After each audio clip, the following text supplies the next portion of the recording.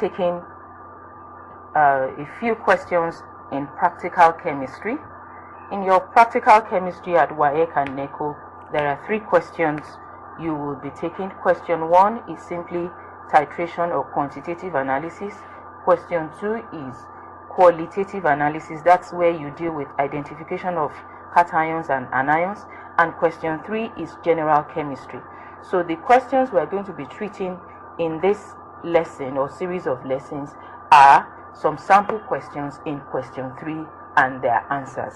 So the first question I have here is, state the difference in the physical properties used to separate mixtures using the following separation techniques.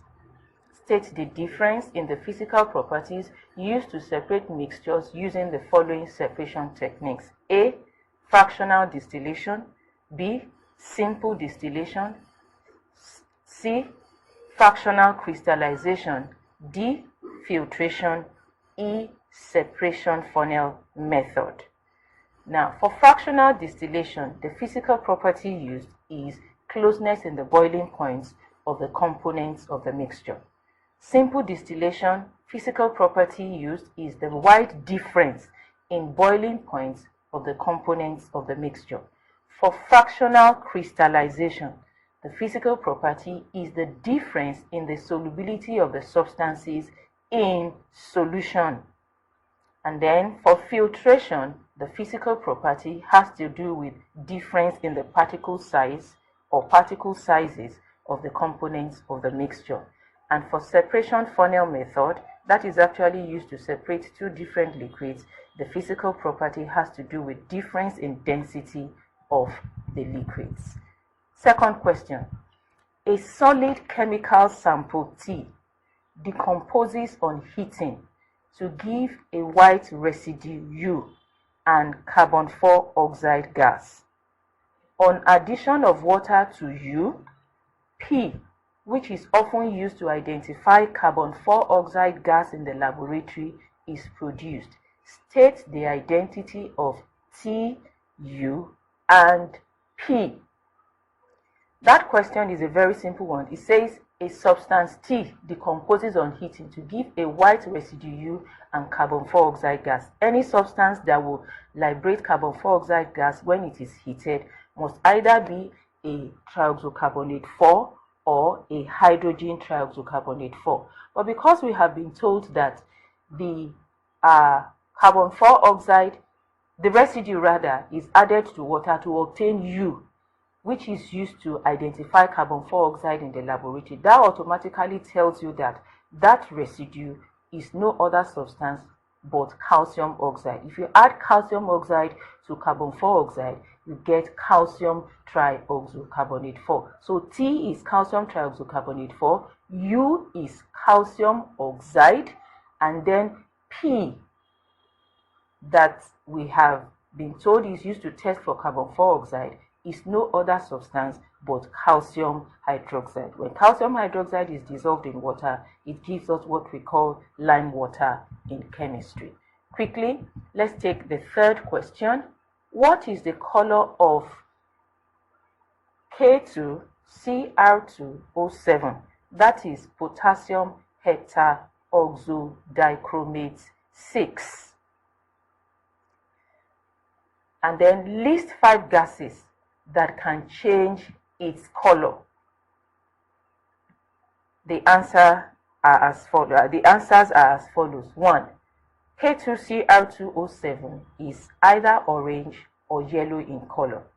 And 5 gases that changes its color are, number 1, sulfur 4 oxide, that is SO2 gas. Number 2, hydrogen sulfide gas, that is H2S. Number 3, alkene. A typical example is ethene, that is C2H4. And number 5, alkynes. A typical example is ethyne, that is C2H2. I've given you 4. Because the question says you should give 5, you can give one more example of an alkene and one more example of an alkyne. We'll come back later.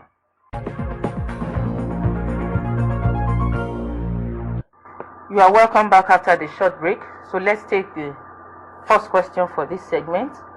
It goes thus: Name a suitable device for the following. A.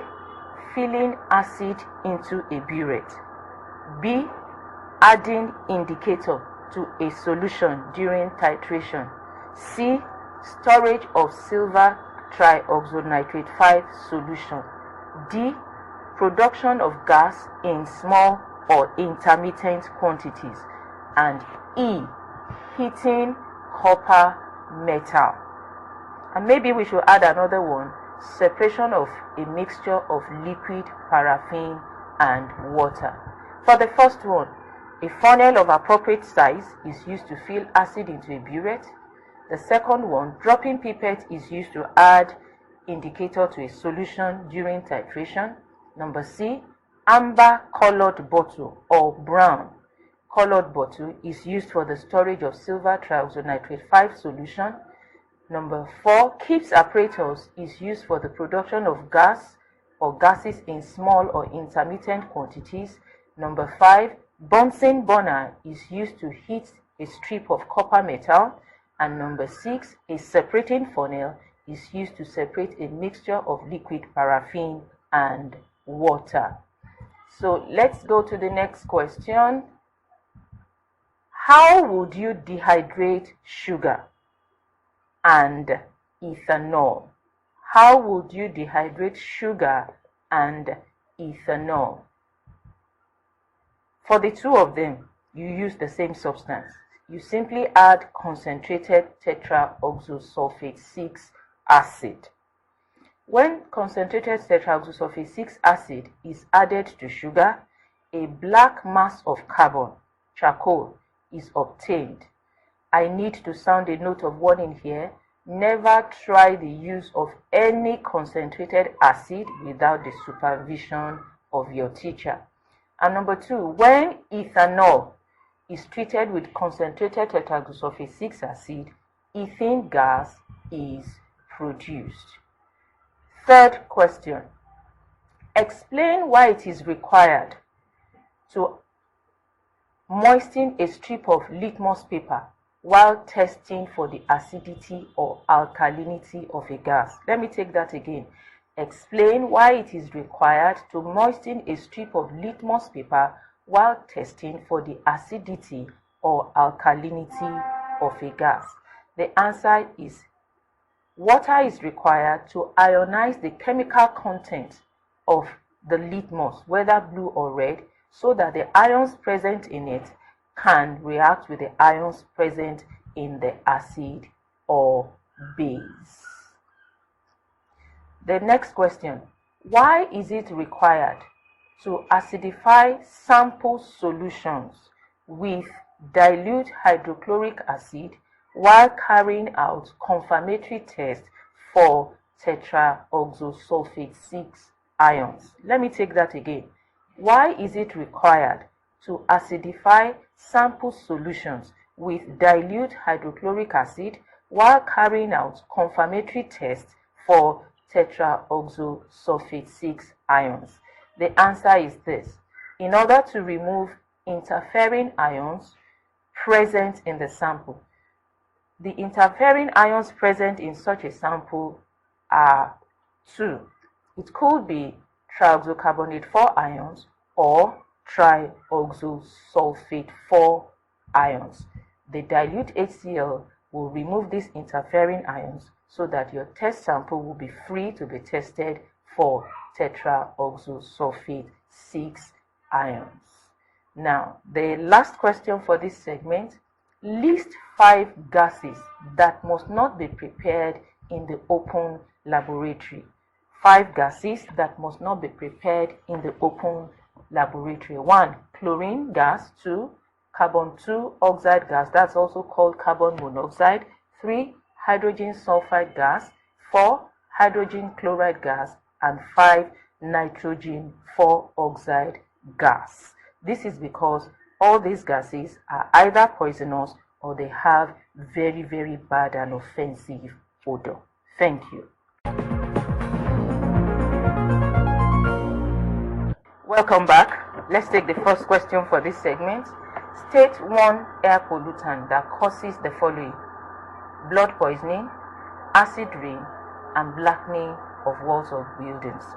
For the first one, blood poisoning, this can be caused by two gases, carbon 2 oxide, also called carbon monoxide, but please don't write carbon monoxide in chemistry. The IUPAC name is carbon 2 oxide, and then the second one, carbon 4 oxide. That is also generally called by the layman carbon dioxide. Now, for acid rain, the following gases causes acid rain. Sulfur 4 oxide, that is your SO2 gas, carbon 4 oxide, that's your CO2 gas, and hydrogen sulfide gas, that is H2S.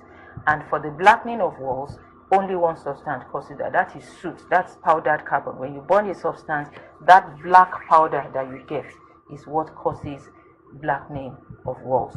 Question 2. Express the phenomenon illustrated by A. Spreading of the smell of hydrogen sulfide or any gas with a perceivable odor in the laboratory or in an environment. The answer to that is diffusion. B. Existence of atoms of the same element having different mass numbers. The phenomenon for that is isotopy. And C. Movement of particles through a semi-permeable membrane from a region of high concentration to that of lower concentration until an equilibrium is established. The phenomenon for that is osmosis. And D. Irregular or random movement of smoke particles in air. Again, the phenomenon for that is what we call Brownian movement in chemistry. The next question. State 3 reasons why air is considered to be a mixture. Let me take that again. State 3 reasons why air is considered to be a mixture. The answers are as follows. Number 1, the components of air can be easily separated. Number 2, each component of air still retain its individual properties in spite of the fact that they have been mixed together.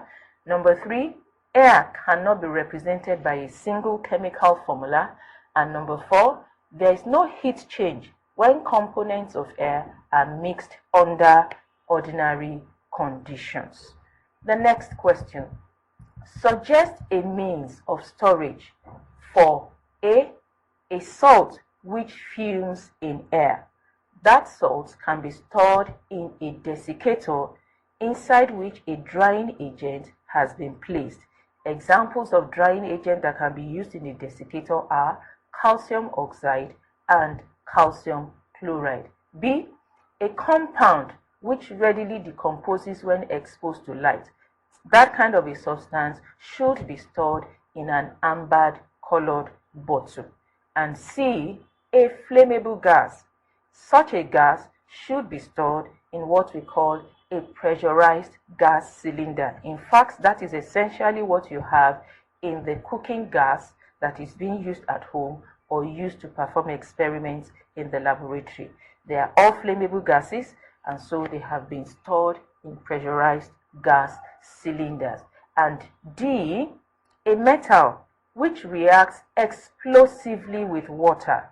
Such a metal should be stored under liquid paraffin.